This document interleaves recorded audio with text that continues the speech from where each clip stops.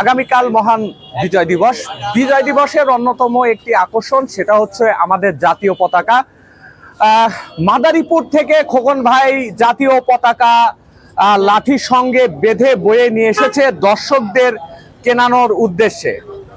সে কিন্তু একটি মহৎ উদ্দেশ্যে বের হয়েছে, তার বেচা কেনাও হবে। প্লাস যারা ভুলে যান যে এই ডিসেম্বরটা বিজয়ের মাস, তাদেরকে এটা দেখে তারা কিন্তু তাদের স্মরণেও চলে আসে যে এই ডিসেম্বর মাসটা আমাদের মহান বিজয়ের মাস। আমার সাথে রয়েছে খোকন ভাই। খোকন ভাই, হ্যাঁ ভাই, মানে কোন উদ্দেশ্যে আপনি পতাকার এই ব্যবসাটা করেন? কোন উদ্দেশ্যে? কোন উদ্দেশ্যে? বীজের মাস আসলে আমি বীজের মাসের উপলক্ষে এই ব্যবসাটা করি। এটা কি জনসাধারণকে মনে করিয়ে দিতে চান যে এই মাসটা আমাদের মহান বিজয়ের মাস? জি।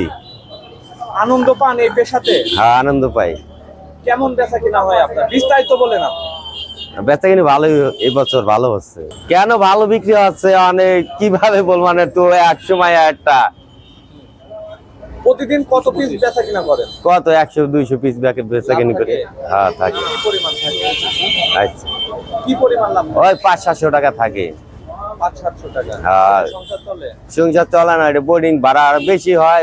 বোর্ডিং ভাড়া খরচা এটা দিয়া আমার নিজের 500-700 টাকা থাকে। এগুলাকে নিজেই তৈরি করেন? না, আমি কিনে আনি।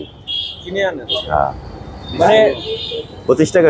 এই যে পেশাটা মানুষকে মনে করিয়ে দেয়া, মনে করার জন্যই। বিজয়ের মাস, এতে কি ধরনের আনন্দ হয় আপনার? আমার অনেক অনেক আনন্দ হয়। আর প্রতি বছরের থেকে এই বছরের ভিন্নতাটা কি? ভিন্নটার কি এবার আনাছে বছর আমলিগ ওই সরকার আছে আর বলছে এইটা হইলো ইয়ের সরকার, এটা চলে না মাল। আর এবছর আমি সবার জন্য সমান।